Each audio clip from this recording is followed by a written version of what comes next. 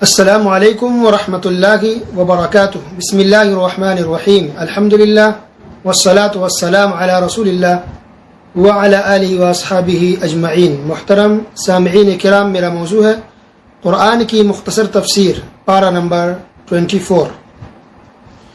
ہم شروعات کریں گے سورہ زمر سے. یہ مکی صورت ہے، تو اس کا مطلب ہے کہ اس کے اندر بہت ساری باتیں ہو کی عقیدے سے متعلق، توحید سے متعلق اور شرک کے خلاف بہت ساری باتیں بتائی گئی ہوگی، کیونکہ مکی صورتوں میں زیادہ تر عقیدے سے متعلق باتیں ہوتی ہیں اور شرک سے روکا جاتا ہے اور توحید کی دعوت دی جاتی ہے. اب یہ جو سورہ زمر ہے، زمر کے معنی ہوتے ہیں جماعت، گروپ. کیا مطلب یہ ہے کہ جب کافروں کو جہنم میں ڈالا جائے گا تو گروپ بنا کر کے فرشتے اس کو لائیں گے، جماعت بنا کر کے گروپ وائز لایا جائے گا اور کافروں کو جہنم میں ڈالا جائے گا. اسی طرح جو مسلمان ہیں، مومن ہیں، جنتی ہیں، تو ان کو بھی گروپ بنا کر کے لائیں گے اور گروپ کے ساتھ، جماعت کے ساتھ جنت کے اندر داخل کیا جائے گا. تو کافروں کو سختی کے ساتھ لایا جائے گا، دھکا دیتے ہوئے جہنم میں اس کو پھینکنا ہے. لیکن جب مسلمان آئیں گے جنت کے پاس تو ان کو آرام سے لایا جائے گا اور جنت کی جیسے گیٹ پہ پہنچیں گے تو ان کو جنت کے فرشتے مرحبا کہیں گے، خوش آمدید کہیں گے اور اچھے کے ساتھ، ادب احترام کے ساتھ جنت کے اندر داخل ہونے کو کہیں گے. تو اسی بات کا ذکر اس صورت کے اندر ہے کہ جماعت در جماعت گروپ بنا کر کے لوگوں کو جہنمیوں کو جہنم میں ڈالا جائے گا اور جنتیوں کو جنت میں ڈالا جائے گا، جماعت بنا کر کے. تو اس لیے اس کا نام سورہ زمر رکھا گیا. اب دیکھیے اس کے اندر کیا کیا باتیں، بہت اہم باتیں ہیں. اس میں سے مختصر یہ ہے، اللہ نے کہا الا للہ الدین الخالص والذین اتخذوا من دونه اولیاء ما نعبدهم الا ليقربونا الى الله زلفى. سورہ زمر آیت نمبر 3. ترجمہ: خبردار، اللہ تعالیٰ ہی کے لیے خالص عبادت کرنا ہے، اور جن لوگوں نے اللہ کے سوا اولیاء بنا رکھے ہیں اور کہتے ہیں کہ ہم ان کی عبادت صرف اس لیے کرتے ہیں کہ یہ بزرگ اللہ کی نزدیکی کے مرتبہ تک ہماری رسائی کرا دیں. سوچئے، تو یہ کافروں کی سوچ تھی کہ وہ دوسروں کو پکارتے تھے، غیر اللہ کو، تاکہ یہ ہماری بات اللہ تک پہنچا دیں. اور آج کچھ مسلمان ایسے ہیں جو کہتے ہیں کہ ہم درگاہوں پر، مزاروں پر اس لیے جاتے ہیں تاکہ یہ بزرگ اولیاء ہماری بات کو اللہ تک پہنچا دیں. کیا فرق ہے دیکھیے اب. سبحان اللہ. سورہ یونس آیت نمبر 18 کے اندر ہے ہؤلاء شفعاؤنا عند اللہ. کافر کہتے تھے کہ یہ تو اللہ کے پاس ہمارے سفارشی ہیں، یہ تو اس کو ہم پکارتے ہیں وسیلہ کے لیے، واسطہ کے لیے ہم وسیلہ لگاتے ہیں تاکہ یہ ہماری بات کو اللہ تک پہنچا دیں. یہ کافروں کا عقیدہ تھا، اور افسوس کے ساتھ یہ آج بھی بہت سے مسلمان یہ عقیدہ رکھتے ہیں. تو کیا فرق ہے ان مسلمانوں میں اور کافروں میں؟ غور کرتے رہیں. اس کے بعد سورہ زمر آیت نمبر 9 کے اندر اللہ نے تہجد پڑھنے والوں کی فضیلت بیان کی ہے. آیت نمبر 27 میں اللہ نے کہا کہ ہم نے قرآن میں لوگوں کے لیے ہر طرح کی مثالیں بیان کر دی، کیا عجب ہے کہ وہ نصیحت حاصل کر لیں.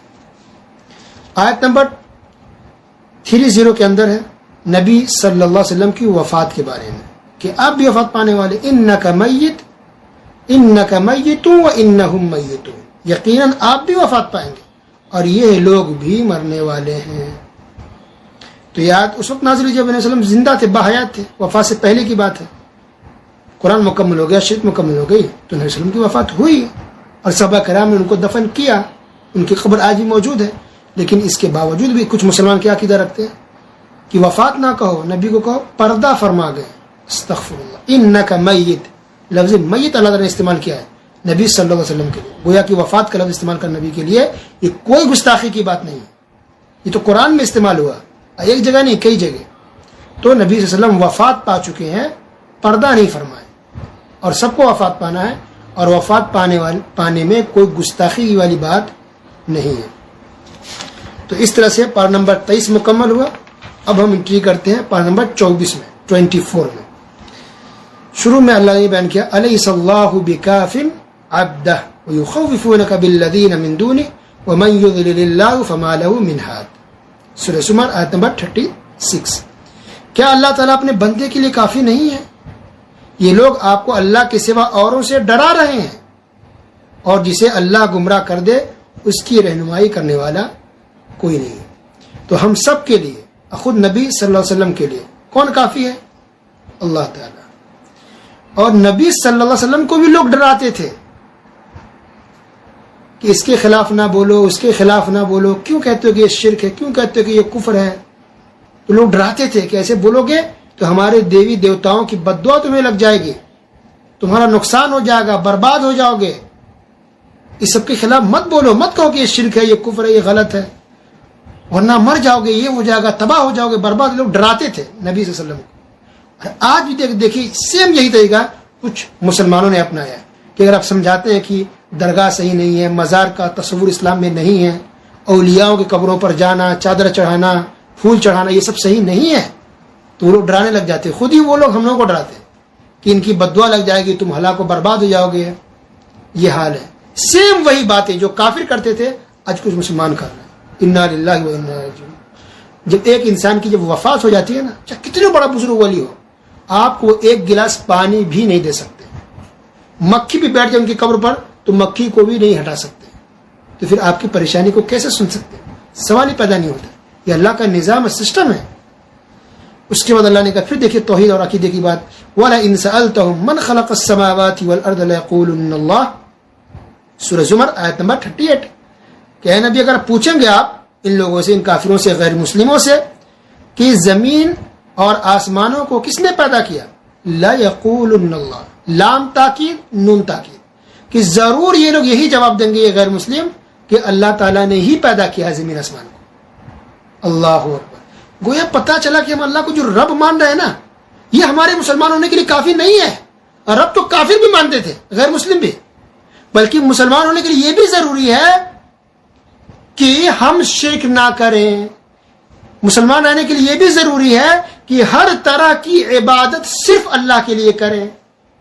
بھروسہ اللہ پر ہو، شفا یابی کی امید اللہ سے ہو، اولاد بھی اللہ ہی سے مانگے، رزق بھی اللہ ہی سے مانگے، نفع اور نقصان کا مالک صرف اللہ کو سمجھے.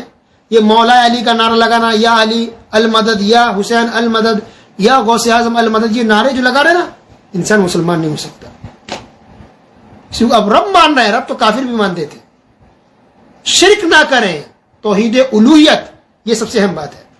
تو اس لیے علماء نے، آپ دیکھیں گے کتابیں، تو علماء نے توحید ربوبیت پر کتابیں نہیں لکھی ہے، توحید الوہیت پر کتابیں لکھی ہے. جیسے شیخ محمد بن عبد الوہاب رحمۃ اللہ نے کتابیں لکھی کتاب التوحید، اس کے اندر انہوں نے توحید الوہیت پر گفتگو کی ہے، ربوبیت پر نہیں. اور ان سے پہلے جتنے بھی علماء کرام ہیں، شیخ الاسلام ابن تیمیہ رحمۃ اللہ علیہ، ابن القیم ہو، یا ان سے پہلے کے اور بھی جو بڑے بڑے علماء گزرے ہیں، تابعی ہوں، طبعت، کوئی بھی ہوں، کسی نے بھی ربوبیت پر کتاب نہیں لکھی، سب نے الوہیت پر لکھی. کیونکہ گڑبڑی لوگ توحید الوہیت میں ہی کرتے ہیں، یعنی عبادت کے معاملے میں لوگ گڑبڑ کرتے ہیں. کبھی سجدہ غیر اللہ کر لیا، کبھی نظر و نیاز غیر اللہ کی مان لی، اولاد کے لیے غیر اللہ کو پکار لیا، مشکل کشا غیر اللہ کو سمجھ لیا. یہ سب توحید الوہیت کے خلاف ہے، یہ شرک کا کھلا ہوا. تو اس چیز کو لوگ سمجھیں کہ توحید الوہیت یہ سب سے اہم بات ہے، اسی پر انسان کو فوکس کرنا چاہیے. اب دیکھیے کیا ہے، قل افرأیتم ما تدعون من دون اللہ. اے نبی کہ تمہارا کیا خیال ہے اگر جس کو تم پکار رہے ہو اللہ کے علاوہ دوسروں کو، تو اس کے بارے میں تمہارا کیا خیال ہے. ان ارادنی اللہ بضر هل هن کاشفات ضرہ، کہ اگر اللہ تعالیٰ مجھے کوئی تکلیف دے تو کیا یہ لوگ اس کو دور کر دیں گے. او ارادنی برحمہ، یا اللہ تعالیٰ مجھ پر رحمت کرے، مجھے رحمت دے. هل هن ممسکات رحمتی، تو کیا یہ لوگ اللہ کی رحمت کو روک پائیں گے. یہ سوال ہے انکار کے معنی میں کہ نہیں، ایسا کچھ نہیں کر سکتے. قل حسبی اللہ، اے نبی کہہ دیجئے کہ میرے لیے اللہ کافی ہے. علیہ یتوکل المتوکلون، اللہ پر بھروسہ کرنے والے اللہ ہی پر بھروسہ کرتے. تو نبی کو کہا جائے کہ میرے لیے کون کافی ہے، اللہ. آج مسلمان کیا کہتے ہیں، ہمارے لیے کون کافی ہے، ہمارے بابا، ہمارے بزرگ، ہمارے پیر صاحب ہمارے لیے کافی ہے. ہمارے پیر صاحب ہماری مشکل دور کر، ہمارے پیر صاحب ہمیں جنت میں لے جائیں گے، ہمارے پیر صاحب ہماری پریشانی کو دور کر دیں گے. استغفر اللہ. نبی صلی اللہ علیہ وسلم بھی خود اپنے لیے کافی نہیں. قل حسبی اللہ. دیکھیے آپ پھر سے پارہ نمبر 24 کے سورہ زمر آیت نمبر 38. قل حسبی اللہ، نبی کہیے کہ میرے لیے اللہ کافی ہے، اور نبی کے لیے بھی اللہ کافی تھے. یہ ہے توحید، یہ ہے عقیدہ. علیہ یتوکل المتوکلون، اللہ پر بھروسہ کرنے والے اللہ ہی پہ بھروسہ کرتے ہیں. تو دیکھیں اب سعودی کے اندر ابھی ایپ نیا آیا، نیا ایپ، اس کا نام ہی رکھا گیا توکلنا، اور اس کے اندر یہ آیت لکھی ہوئی ہے علیہ یتوکل المتوکلون. کہتے ہیں اسلام میں جب حکومت ہو تو اس کی ہر چیز میں توحید نظر آتی ہے، عقیدہ نظر آتا ہے. تو ایپ کا نام ہی ان لوگوں نے، سعودی والوں نے رکھ دیا توکلنا، اور وہاں آیت بھی لکھ دیا ہے علیہ یتوکل المتوکلون. سبحان اللہ. اب دیکھیں اس کے بعد اللہ تعالیٰ نے بیان کیا آگے آیت نمبر 42 کے اندر کہ اللہ تعالیٰ موت کے وقت روح قبض کر لیتا ہے، اور جب انسان سوتا ہے تو اس وقت بھی اللہ روح قبض کر لیتا ہے. لیکن جب انسان جاگتا ہے تو جاگنے کے وقت اللہ تعالیٰ فوراً روح کو واپس لوٹا دیتا ہے، تو ہم جاگ جاتے ہیں. اور جب اللہ تعالیٰ موت دینا چاہتا ہے کسی کو سونے کی حالت میں تو پھر روح لوٹائی نہیں جاتی ہے، تو پھر وہ مر جاتا ہے. اسے آپ نے سنا کبھی کبھار کہ کوئی انسان سویا اور صبح اٹھا ہی نہیں. اللہ اکبر. تو گویا کہ نیند کی حالت بھی روح نکالی جاتی ہے اور پھر لوٹا دی جاتی ہے، لیکن پھر بھی انسان کی سانس چلتی ہے، انسان سانس لے رہا ہوتا ہے. تو یہ چیز کچھ چیزیں ایسی جو ہمارے دماغ میں نہیں آتی، پر ہمارا ایمان ہم کو اس کو ماننا ہے.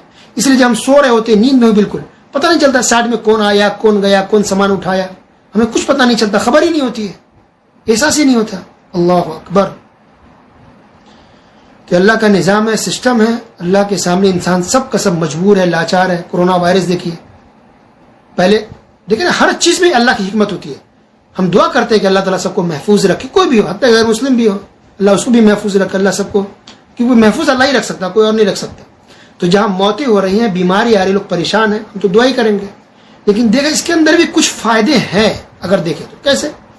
اور وہ یہ کہ کچھ لوگوں کا یہ عقیدہ بن گیا تھا کہ ڈاکٹر کو کچھ لوگوں نے بھگوان سمجھ لیا، نعوذ باللہ، کہ یہ ڈاکٹر ایسا ہے جس کو جو علاج کر دے وہ ٹھیک ہو جاتا ہے.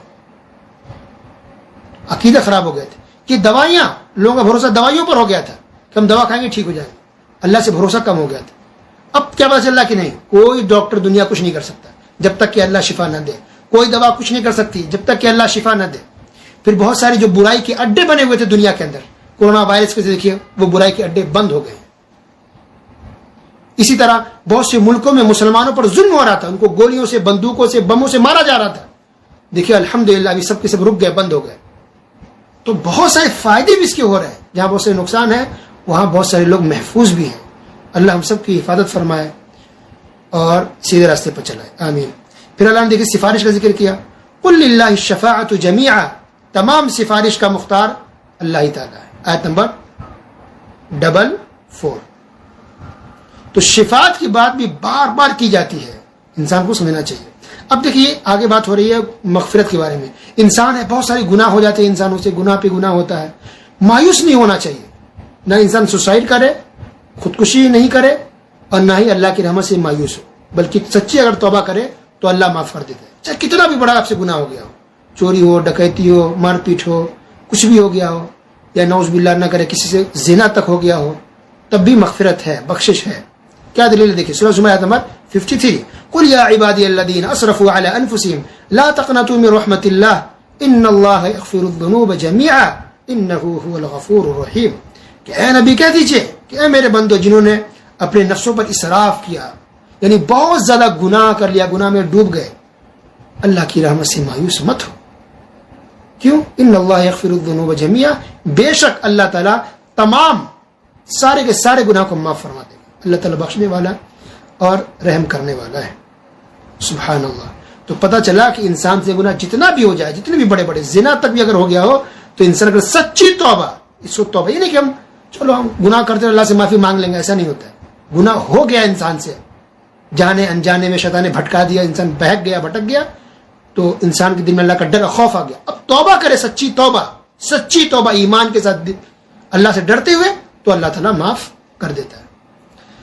اسی طرح اگر کوئی جس میں غیر مسلم ہے، اگر وہ اسلام قبول کرتا ہے تو اللہ اس کے سارے گناہ کو معاف کر دیتا ہے. وہ انسان ایسا ہو جاتا ہے جیسے کہ ایک بچہ ماں کے پیٹ سے پیدا ہوتا ہے، وہ ایسا انسان ہو جاتا ہے، سارے گناہ معاف. یہ اسلام میں داخل ہونے کی بہت بڑی فضیلت ہے کہ سارے گناہ اللہ معاف فرما دیتا ہے. تو اس سے پتہ چلا کہ اگر کوئی لڑکی ہندو یا کوئی بھی اگر وہ مسلمان ہوتی ہے تو اس کا مطلب کہ وہ بچے کی طرح ہو گئی، وہ سارے گناہ معاف. اب اگر وہ شادی کرنا کی بات جب آتی ہے مسلموں سے تو مسلمان کو شادی کرنی چاہیے. کچھ لوگ ڈر سے نہیں کرتے, پتہ نہیں مسلمان ہوئی کہ نہیں ہوئی, گھر والے اس کو ایکسیپٹ نہیں کرتے. یہ غلط بات ہے. وہ آپ سے اچھے ہیں کیونکہ آپ کے اوپر گناہ ہے اور اس کے اللہ نے سارے گناہ کو معاف کر دیے. اس طرح مرد بھی اگر کوئی مسلمان ہوتا ہے, اگر کوئی غیر مسلم, تو اس کی بھی اللہ سارے گناہ کو معاف کر دیتا ہے, ایک چھوٹے بچے کی طرح ہو جاتا ہے, وہ پاک و صاف گناہوں سے. سبحان اللہ. اس کے بعد اللہ نے بیان کیا وما قدر اللہ حق قدره والارض جميعا قبضته یوم القیامہ والسماوات مطویات بیمینہ. کہ لوگوں نے قدر نہیں کی اس طرح سے جس طرح سے اللہ کی قدر کرنی چاہیے تھی. اللہ تعالیٰ قیامت کے دن اللہ تعالیٰ کی مٹھی میں پوری زمین ہوگی اللہ کی مٹھی میں, اور سارا کا سارا آسمان اللہ تعالیٰ کے داہنے ہاتھ میں ہوگا, داہنے ہاتھ میں ہوگا. تو یہاں اللہ تعالیٰ نے اپنے دائنے ہاتھ کا ذکر کیا. اس سے پتہ چلا کہ اللہ تعالیٰ کا داہنا ہاتھ ہے, اللہ تعالیٰ کا ہاتھ ہے. ہاتھ کا ذکر اور بھی قرآن میں کئی جگہ ہوا ہے. بل یداہ مبسوطتان, اللہ تعالیٰ کے دونوں ہاتھ کھلے ہوئے ہیں. یعنی یہودیوں نے الزام لگایا تھا, استغفر اللہ, یہودیوں نے کہا کہ اللہ تعالیٰ کے دونوں ہاتھ بدھے ہوئے ہیں. بدھے مطلب یعنی کنجوس ٹائپ کا, اس طرح کا استغفر اللہ اس نے گستاخی کی. تو اللہ نے کہا دونوں ہاتھ کھلے ہوئے ہیں. اللہ رزق دیتا ہے اپنے بندوں کو, کوئی کمی نہیں کرتا ہے. تو بہرحال اللہ تعالیٰ کے بہت سے صفات جو ہے قرآن حدیث میں آئے ہوئے ہیں. کہیں اللہ تعالیٰ کے ہاتھ کا ذکر ہے, کہیں حدیث کے اندر اللہ کے قدم کا ذکر ہے, کہیں چہرے کا ذکر ہے اللہ تعالیٰ کے. تو جو صفات آئی ہے اللہ تعالیٰ کی اس کو ہم کو ماننا ہے. گھما پھرا کے جو ترجمہ کر دیتے ہیں قبضے کو, وہ صحیح نہیں ہے. جو صفات ہے اللہ کی اس کو ماننا ہے. ہاں کس طرح سے وہ ہمیں نہیں پتا. ہم نے کہا ہاں ہماری طرح ہاتھ ہے, نعوذ باللہ, نہیں. اس طرح سے اللہ کے ہاتھ ہے جو اللہ کے شان ہے, جو اللہ کے لیے مناسب ہوگا. اللہ کا چہرہ ہے, ہم کو ایمان لانا ہے, لیکن ہمارے چہرہ کی طرح نہیں. استغفر اللہ, وہ اس طرح سے جس وہ اللہ کے شان ہے, جو اللہ کے مناسب ہے. ٹھیک ہے. تو اللہ کی تمام صفاتوں پر ہم کو ایمان لانا ہے. اس کو ہم کو میچ نہیں کرنا کسی مخلوق سے, تشبیہ نہیں دینی ہے, تب غلط ہو جائے. جیسا ہے ہم کو ویسے ہی ماننا ہے. اللہ تعالیٰ مسکراتا ہے, اللہ تعالیٰ خوش ہوتا ہے, اللہ تعالیٰ غصہ ہوتا ہے, اللہ تعالیٰ محبت کرتا ہے اچھے لوگوں سے. یہ ساری صفتیں قرآن اس کے اندر آئی ہوئی ہیں. اسی طرح قیامت کے دن مسلمان اللہ تعالیٰ کو دیکھ پائیں گے. جنت کے اندر مسلمان اللہ تعالیٰ کو دیکھیں گے, دیدار کریں گے. اللہ اکبر. یہ بات تو قرآن سے بھی ثابت ہے, حدیث سے بھی ثابت ہے. وجوہ یومئذ ناظرہ الی ربہا ناظرہ. سورہ قیامہ آیت نمبر 22-23 کہ اس دن لوگ اپنے رب کو دیکھ رہے ہوں گے. ٹھیک ہے. تو یہاں دیکھنے سے یہ کہ مومن اپنے رب کو اللہ تعالیٰ کو دیکھیں گے, قرآن سے ثابت ہے. ایک اور آیت ہے سورہ یونس آیت نمبر 26 للذین احسنوا الحسنی وزیادہ. جن لوگوں نے اچھے کام کیے اس کے لیے حسنہ ہے اور زیادہ ہے. تو نبی کریم صلی اللہ علیہ وسلم نے اس آیت کی تفسیر کرتے ہوئے کہا کہ حسنہ سے مراد یہاں جنت ہے, اور زیادہ سے مراد یہاں زیادہ سے مراد اللہ تعالیٰ کا دیدار ہے. اللہ اکبر. یہ حدیث صحیح ہے.